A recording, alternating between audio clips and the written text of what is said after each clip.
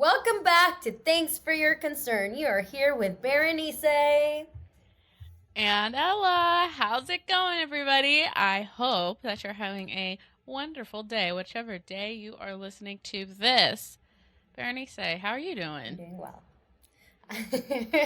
Well, Just well. No, it's been like a very interesting weekend. But I'm doing good. It's been kind of like a kicker. You know what I mean? It's come to my attention that I may be a liar. Okay? Because so I went on a little date and I feel like I lied to this man, but I feel like I wasn't really trying to lie to him. I think like I was lying to myself because he was just like telling me about how he liked these traditional relationships, and he wanted like he called it a trad wife.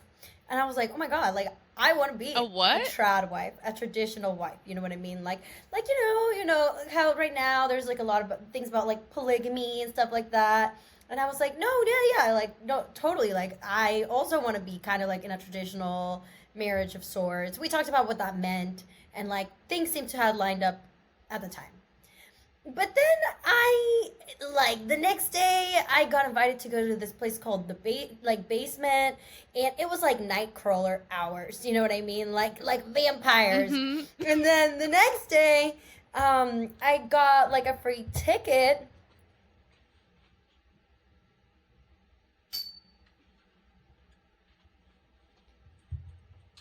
I'm listening. And the next day, This is, I got a free ticket for sudden death. And so I went to this thing where it was like demons, like little raving demons, and we were all dancing to our literal, like, sudden death wears like a helmet with horns, like, all his thing is just like demonic. And as I sat there watching this show and seeing everybody like jump into mosh pits having the time of their life, I was like, this is not very traditional wife like of me. um so I did come to the realization that maybe I have been lying to myself a little bit of where I am in my life. But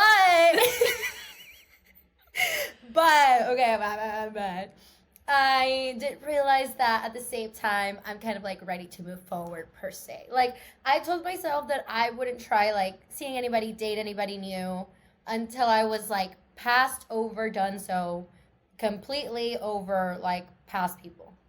Because, how lame is it to be trying to get over somebody by just like dating somebody else? Lame behavior. mm-hmm. And I think I'm there. So they say when a door closes, another one opens. Right now, like 15 doors just wide open. So like, things are good. I feel like I'm aligned. All right. I feel like traditional wife is such a loaded term, but I mean, I guess like it depends what you mean by it, right? But it is a loaded term. It is something that you got to talk about. What does that mean to you? Because a traditional wife can mean so many different things to so many different people. yeah, it's like traditional wife, traditional mother. I'm trying to be like To whose traditions, you know what I mean? Because like yeah. it turns out like I could be a traditional wife to like a little rape kid, like a little rape person, and that's gonna look really different than a traditional wife to somebody else. Oh, for sure. What do you mean you want to be a traditional wife? Tell people. Okay. No, I just said like traditional relationship. Like I'm really into monogamy. I am not the type of person that can like have my eggs in multiple baskets. Like that's a lot. I don't have that much time. And then like vice versa, I just get anxiety. Like I don't like sharing. I've shared enough. Like I'm good. If it's a human being, like I just want like stability. I just think it's really funny that when you say traditional, you just mean monogamous. Like that's what I think is No, I mean obviously because there's I like mean, there's other things where it's like family dynamics and stuff like that like play out. But no, traditional like in just like the sense of like a partnership, you want like I would strive if I were to get married, I would strive for that shit to work, obviously. You know what I mean? Like I would love that. yeah. I mean, I feel like when I hear the word traditional wife, I feel like stay-at-home mom. It's I did giving. ask that. I was like, so what does that mean for you? And no. He was cool. He was like, no, definitely want you to have your own life. And I was like, that's what we like to hear. Yeah. Well, what's the moral of the story? That you're a liar or that you're ready to settle down or I what? think the moral of the story is that I'm back on my bullshit, but Oh. but am I increasing my self-awareness to know where I stand with myself as things unfold rather than like get in deep and I'm like, ooh, I wasn't ready for this. You know what I mean? So I think like self-awareness is there. My delusions just need to like tone down a little bit. Yeah. Yeah, Yeah. well. Yeah. So that I think that's the moral of the story for now. For now. No lying to thyself, Summer. Yeah. Yeah. What about you? Well, good. Yeah. What have you been up to? I've been booked and busy. Okay, Yes. but I was watching. Are you familiar with the show Alone? No. It's where you would probably honestly you'd probably enjoy it. I know you're an outdoorsy survivalist at heart. So basically, the reality TV show is who can outlast in the Alaska wilderness for the longest. Okay, they put 10 people. And they give them like you're allowed to bring like 7 survival items, and then you literally just gotta live out there, all right, and see how long you last, right? That's cool. Yeah, it's cool. I actually quite enjoy it. Whatever. But this guy said something, and I was like, okay, I actually feel like I need you to hear this. He was like, you have to enjoy the good times so that you don't regret when things hit the fan and you actually have things like to be sad and upset about that you didn't enjoy the good times. Oh, 100%. And I was thinking about that, and I was like, you know what? It's all good, and it really is all good. So I feel like I sometimes get caught up in wanting things to be better, which I think is a good trait of mine. But yeah, I've been trying to be a little bit more mindful of things are really good right now, and let's just fucking enjoy it. Oh, I get that. Sometimes we get caught on so many things that we want to do and we want to accomplish that we forget to like have fun while we're doing something that's supposed to be fun. Right now, Yeah. that's my journey. I feel like guilty. Like when I go out, I'm like, I could be home doing something more productive. And it's like, girl, you work like 40-hour weeks. Like you're allowed to go out. You're allowed to go out, or I'm so booked and busy that like I've been doing this thing where it's like Pilates, fucking golf, baseball game, fucking hike, da da da da. I'm so booked. I like am anxious because it's like, okay, I better finish up this hike in the allotted time I gave myself because I have something else after this. So I'm just like, I need to fucking slow the fuck down, Take off. be a little bit less. We know I'm a little anxious creature, so I just need to fucking chill out. It's all good, and it really is. I need to start believing that it is all good because it is all really good. Yeah. Ugh. Yeah. Oh, familiar feeling. Familiar feeling. All right. Okay, so I have to share this comment, and like I literally have started living for our hate-ish comments. They're not really hate comments, but they kind of are, right? Like Are they? I don't know. I So- stay out of the comment section, to be honest. I know. I like literally wouldn't recommend it. So Verity say on episode 143, she was just talking about, I think your roommate was saying she bottles up sexual energy to be more creative. Yeah. Yeah. Which I think actually someone from our community said they do that too, and they are a great artiste. So we love that for them. It's a thing. It's a thing. It's a thing. But Jeff, retired 65, he was a union worker in Boston. He said in response to you saving sexual energy for creativity, that's why men cheat, to redirect our energy to another pussy. Love it. Thank you, Jeff. The thing is, like, sometimes I really think, like, as a woman, sometimes I do things that I know represent all women. And I try not to make us look bad, you know? It's just so funny because I'm like, I love that when we say we're trying to be creative by saving our sexual energy, and you're like, that's why I cheat. That's why I cheat, actually. Haha. See, it goes both ways.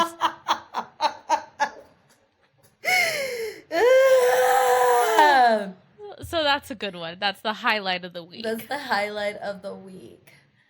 I don't think we have time for this, but I really did want to talk about the Jonah Hill therapy, because we advocate for therapy on this podcast. But if you're a man and you're already thinking about manipulating a woman, don't go to therapy. Therapy is not for the girls, okay? The Jonah Hill stuff, I swear to God, it's really crazy because I feel like we sometimes think that celebrities are like these superhuman beings or whatever. And I'm like, dude, I've seen so many Jonah Hill situations with my girlfriends on like a little level, right? Where it's like, oh, I don't know. He doesn't like that I do X, Y, and Z. And I'm like, why? You've always done X, Y, and Z. Oh. Why doesn't he support that? We got the Keke Palmer. It's like men right now are just really on their bullshit. And like the thing is, the internet came about for women to be liberated, I swear to God, because they said, give them a platform. We're going to expose them, okay? The thing with Jonah Hill and trying to control whatever, that's like usual men behavior. My real kicker comes from the fact that like men are using therapy terms to try to manipulate and trying to like literally like it's a facade, you know what I mean? Like, and I relate it to this because the last person, Lying Little Man, used to do this where he was like, he went to therapy, he used that language a lot about like boundaries and connection and, taking time on his own. And it was all fucking bullshit. It was just ways that he literally used to try to manipulate people. And my father... Actually, when I first told him that I was like, I was seeing somebody, and I was like, well, one of like maybe my green flags is that he goes to therapy. Paco always knows. I sort of got that man. Maybe he was a menace or something, but like he was just like, you should watch out for those because there's a reason they're in there, and it's not always a good reason.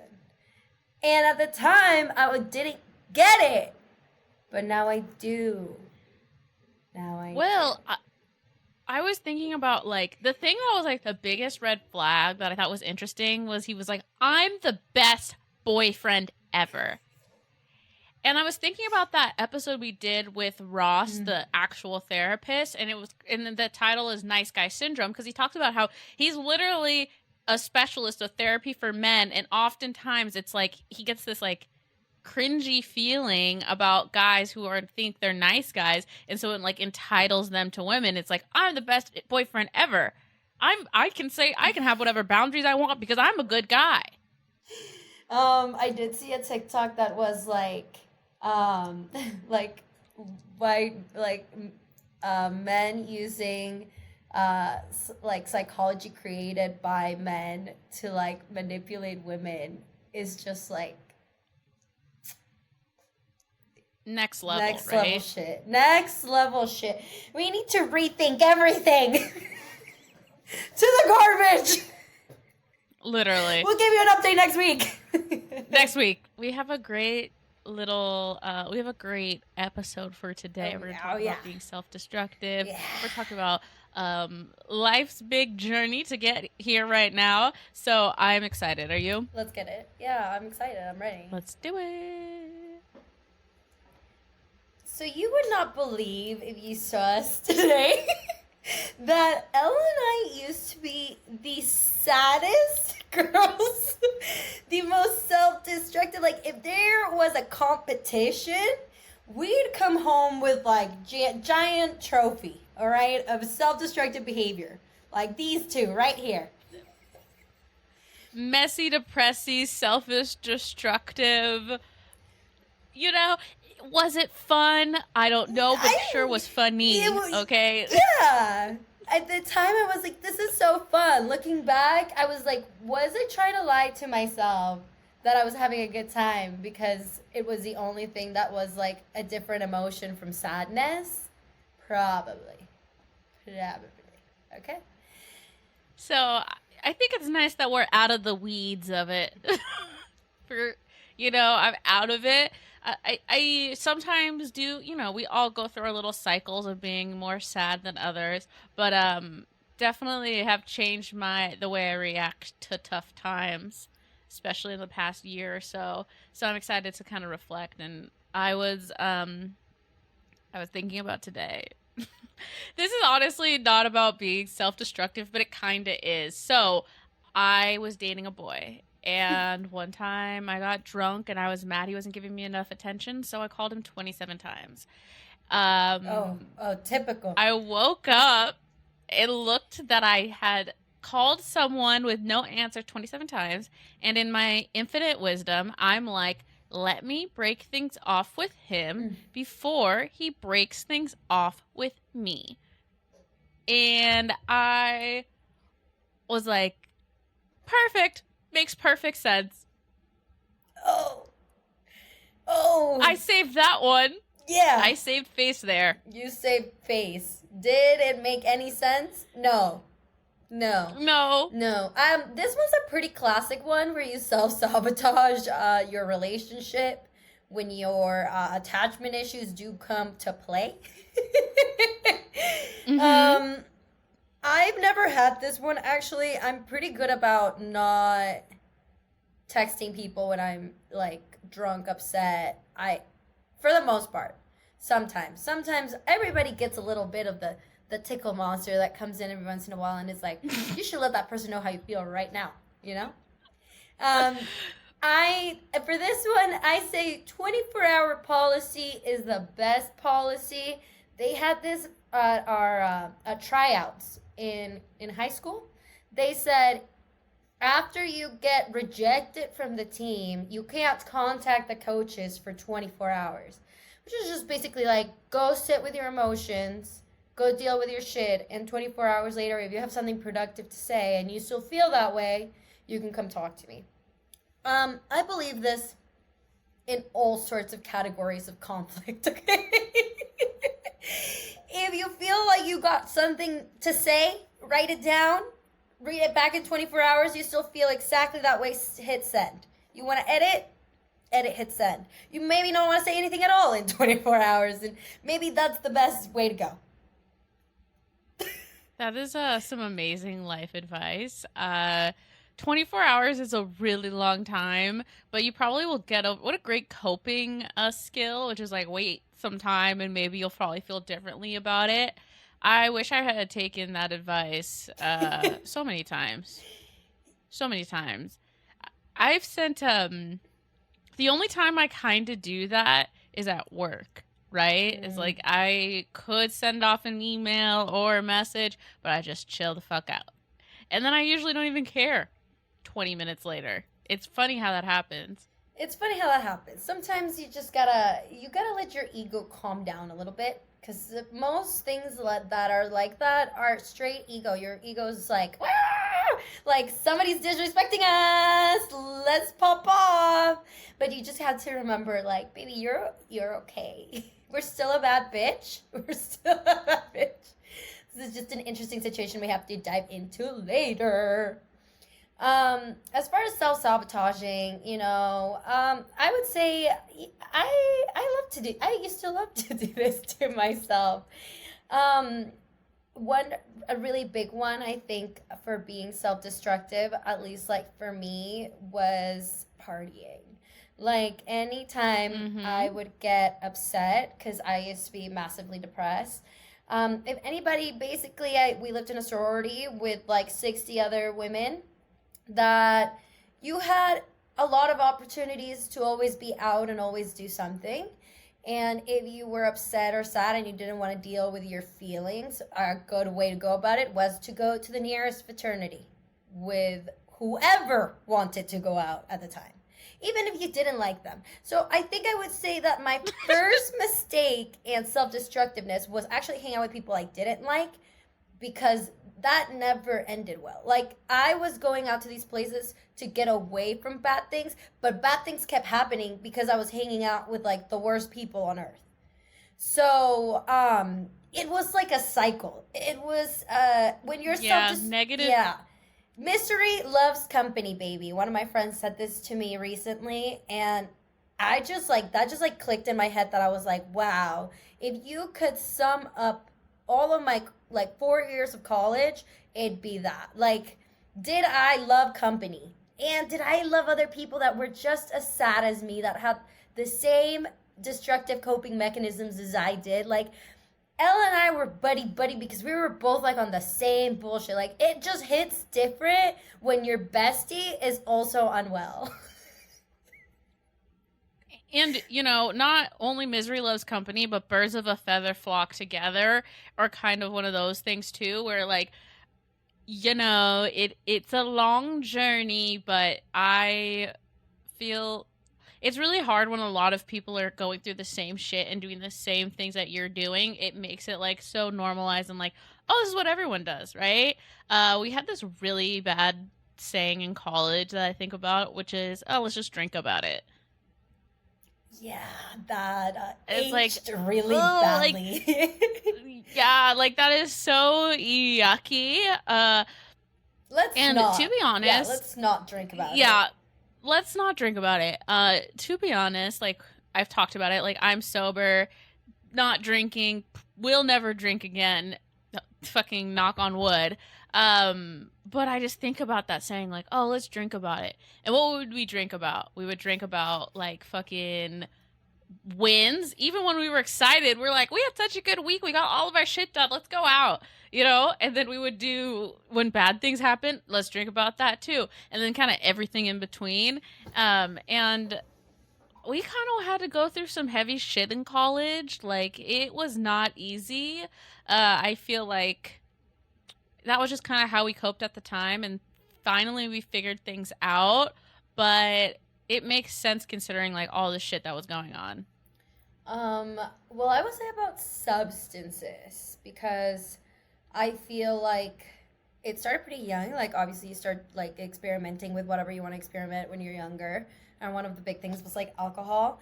But when you are doing that and you are creating these habits that may carry on to college, to past college, like a lot of people are actually creating like substance abuse issues without you realizing it because there's not a lot of education that goes into that like really early on in your life. Because there's a lot of hush hush around it, right? Which I actually think is a disservice to the youth of America. Okay. Yeah. So I will say that if, as somebody who used to be super self-destructive, hang out in self-destructive groups, if you're in an environment that encourages that behavior, you need to get out. And I like vividly remember living in our sorority and my dad coming by and he was like, well, I can't believe you live here. Like, you have to get out of here. And at the time, like, I saw it, but I didn't really see it. And I was just like, oh, yeah. Like, I'm sitting literally in, like, I don't even know how to explain it other than the fact that, like, it's just impossible to get out of a bad cycle when the cycle is, like, you're literally sitting... You know that roller coaster that just spins? You're right. You surf. Yeah, you're just in the middle, chilling there, and there's no way to get out. And you're trying to get better, but you're literally closed off. You're closed off. And I'm not saying like you can't stop drinking while you're in a sorority or in like a toxic environment. Like, obviously you can, but it does make it a lot more challenging when you're placed around the same people that are encouraging the same type of behavior. And also, if you see maybe like some of your friends are struggling, if you notice it, and they have friends who are encouraging their behavior rather than being like, let's take a step back, I think it's totally okay to call them out. And this actually happened to me kind of recently. Like, somebody was like, I feel like you're enabling it. And I was just like, how so? And, they explained to me what I was doing, and I really had to take a step back and see how my behavior was actually like, because for me, maybe saying like, let's be unhinged, let's be whatever, that can be for me means something different than somebody else. If I tell somebody like let's be unhinged and their version of unhinged is like drinking a fifth that day and like falling and blah blah blah blah blah, like that is me encouraging their behavior even though I meant like unhinged in a different way for me. So you just really have to like reflect on how you're doing that. And I think like when we were in college particularly, I saw a lot of my friends encourage like other friends to do like stuff that was harming them. And I called out a lot of people. I was like, you complain a lot about some people's behavior for you to tell them to keep drinking and then be mad at them about it later. So maybe don't encourage them to drink because then you're talking shit. Yeah, and I've been thinking about this quote that Oprah Winfrey, well, it's Oprah Winfrey and then Brianna Wiest also, which is like, um, the world whispers to you, and a lot of us don't pay attention until it's screaming. And like, I Mm. kind of remember this moment in college. That was probably it was 2004, 15. Oh shit, that was a long time ago. But 2015, and just really realizing that, like, man, this is not a great way for me to deal with my emotions. Like, just running away from it or not facing like negative emotions. And I didn't listen at the time, right? And we all listen at our own times, but I wish someone at the time had been like, hey, you know, that little whispering voice that's telling you that this is not good for you, you should listen to that. And I think this comes in with a lot of different things. Like, I think a lot of people can feel this when they're in a relationship. Like, they hear a little whisper, like, I'm not sure about this. Like, it's a little whisper, but they don't break up with the person until it's like the world is screaming at them that they need to break up with this person. And you could say that with like me with negative emotions, like, hey, maybe like this isn't good. Like, maybe this isn't a good way to deal with this. You should probably talk to a therapist. But I didn't listen then. It was when it was like fucking screaming and the world is on fire that I finally listened. And everyone like comes to that at its own time, but it's like we have this intuition about things that are happening to us, and we don't listen. I agree. And I think like sometimes when you're feeling down and you're spiraling a little bit, it feels like you don't have control over your life. And I think that's when you actually have to take a step back instead of like falling into your own patterns because everybody can be like self-destructive in different ways. But kind of like sit in your feeling, and if your first like instinct is like let me call a friend so I don't have to be alone, be like, okay, instead of maybe going out, what is something else that I could do that maybe is gonna feel rewarding to yourself? And that can be like anything. Like sometimes if I sit down and I can get to read like 20 minutes out of my book, afterwards I'm feeling like so good about myself, right? So like it could really be any activity or anything that's gonna make you feel a little better in that moment. You don't have to fix everything, but it is like that first urge of being like, "Ooh, I sh- I should just do this," because it's like it's almost like you're seeking like an easy fix to a solution that is not gonna pay out in the long run. And I would say anytime that I have like drank while I'm already upset, I just end up more sad. Like I'll come home and sob about it. And then I was like, yes, I'm sad about that, but like now I feel like I intensified my feelings like 10 times worse by like drinking about it or by like not letting myself sit with my feelings and like doing that a little bit more productively. Yeah, it's a short-term solution that actually doesn't lead towards long-term coping, I guess. I mean, there's a lot of different ways. There's this really interesting, Brene Brown has done a lot of research on this, on like the numbing that we do as a society, and people do it in a variety of different ways. But it's just trying to numb negative feelings, and sitting with those feelings are it can be really fucking difficult. That's why I tell people that they should go to therapy, and I don't mean that in like a condescending way, but like there's some hard fucking feelings that it's very hard to feel. So I kind of get the like I don't want to feel this. But I think I've learned specifically in this past year, um everything kind of cycles through, right? We have a wheel of emotions. Bad feelings don't last forever, just like good feelings don't last forever. But if you kind of like do something productive when a bad feeling happens, kind of like what you're saying, like there's lots of different ways you can do it. You can go take a bath, you can go on a walk, you could go draw, you could go to a Pilates class, you could go whatever it is for you. But I think we overestimate how long being sad is going to last. We're like, this is going to feel like this forever. And it probably isn't, right? Like, you can feel bad for long periods of time, like years, right? Like, there's also bad times that you're only going to feel bad for 30 minutes. But if you don't give yourself the opportunity to feel that, then you're never going to really know, right?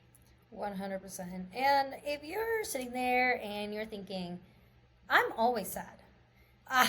Boy, have I been there, okay?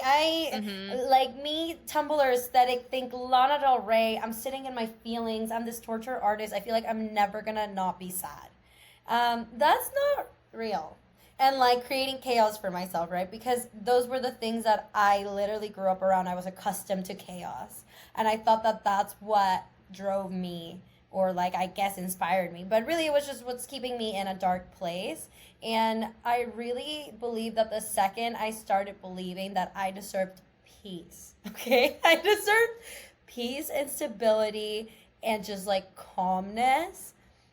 I was able to sometimes step away from like, oh, I can already foresee this situation being super fucking chaotic. And I can make the cognitive decision to engage or not. You are in control of your actions, all right? Just remember that. Like at the end of the day, you can have every bad feeling in the world, but you are the only person that's in control of your actions. So if you're sitting in your feelings for years, for months, whatever, and you're not changing that pattern, it's not going to change. It's not going to get better.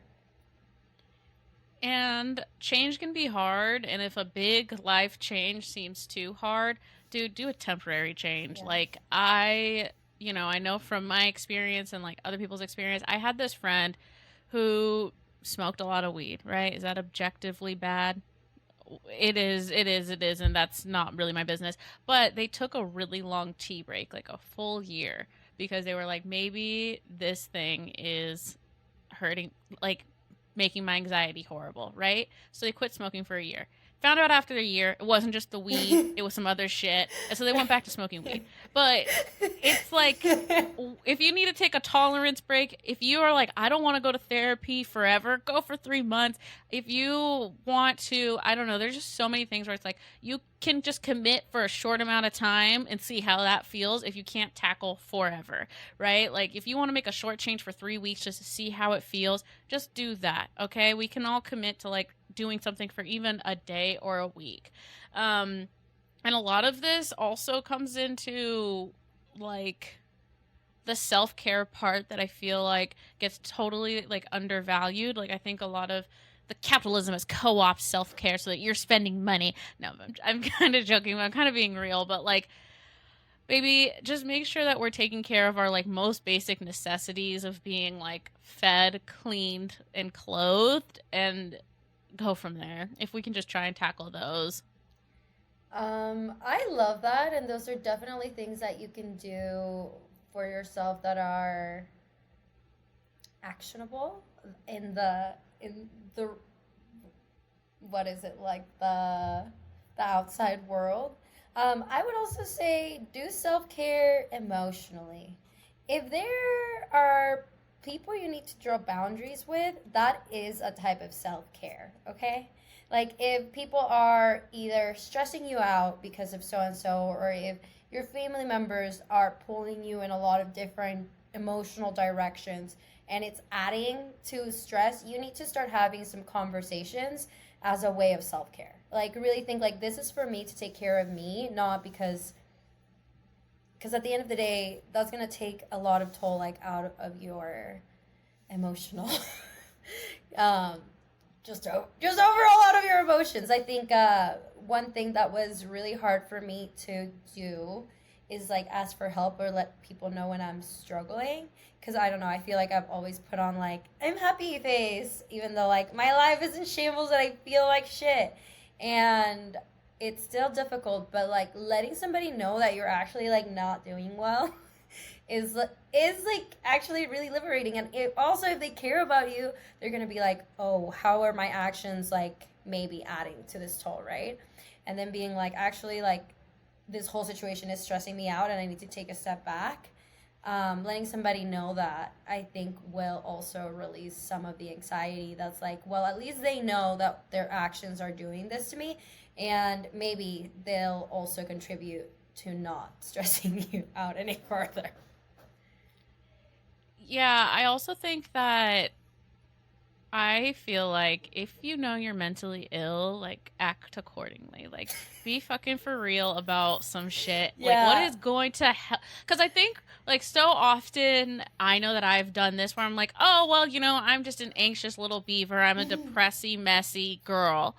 Sure, I am. We can radically accept that, but let's be fucking for real. Drinking's not gonna help. No. Binge eating's not gonna help. No. Me locking myself in my room for 6 weeks and not talking to anybody and not taking care of myself, that's Not, certainly no. not gonna help, Yeah. right? And look at, if and you have to have a desire to want to change. And if you do have a desire want to change, just look at your actions and say, is this helping me or is this hurting me? Yeah. You got to take like a little mental inventory of what is hurting you, because if you continue to do the things that hurt you, it's not going to make you feel better, obviously. It's the things that have to change are the things that you're doing to yourself that are hurting you. And some things are more obvious than others, and I think sometimes like Mm-hmm. walking away from friendships that are not productive is really hard.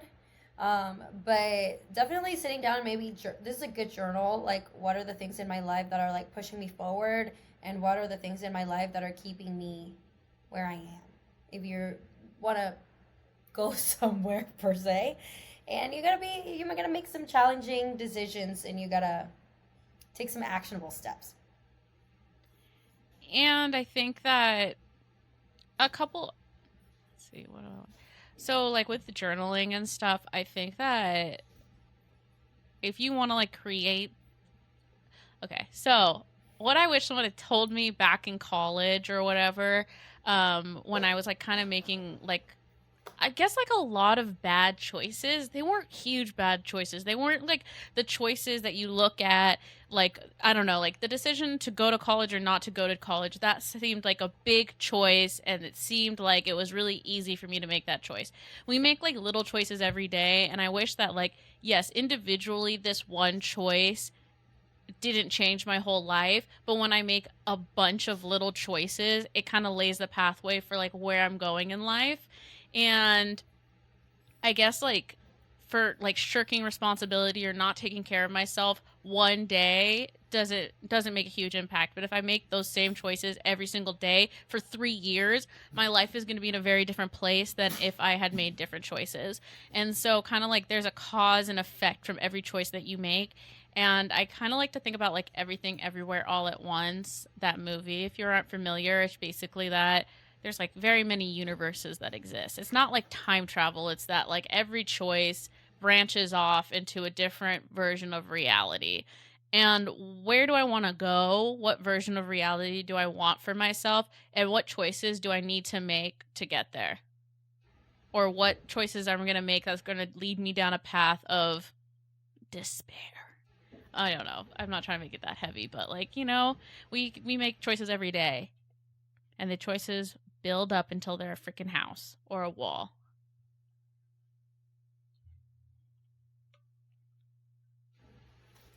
Um, I love that. I I do love that. I think something that I would say per se to my younger self, and still say to myself now, is that growth isn't linear, and like sometimes when we build these bad habits, even though we have stepped out of them and we have like gotten different coping mechanisms and different types of behavior, we can still fall back into these every once in a while. And I think you don't have to beat yourself up about it. You can just have a little bit of self compassion.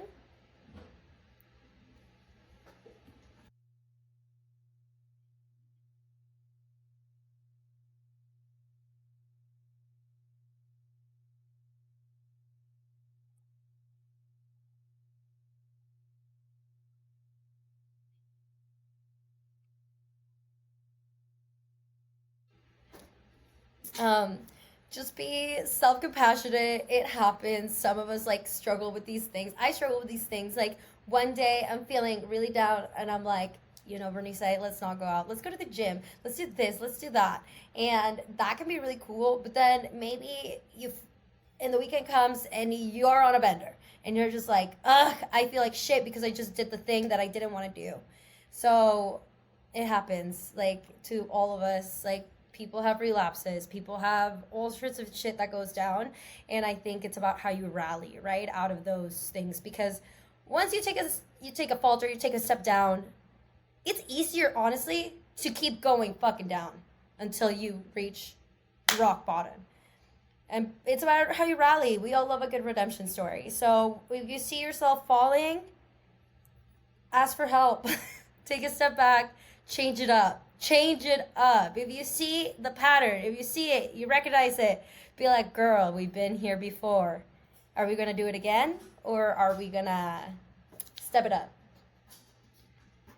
And I feel like I've been loving journaling recently, and I looked back on my journal like 3 months ago, and to hear, and I'm like, oh, baby girl is doing so much better.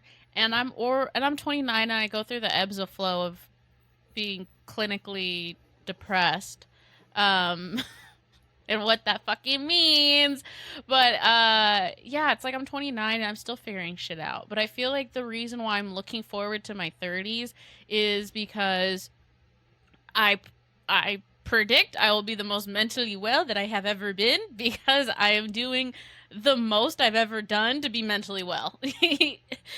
So we hope that it just like continues to go forward. But I'm also just like, I'm really trying to prepare myself for like worse times, if that makes sense. Like, I know there's going to be like, life is just, bad things happen to good people, and there's things that happen that are unavoidable.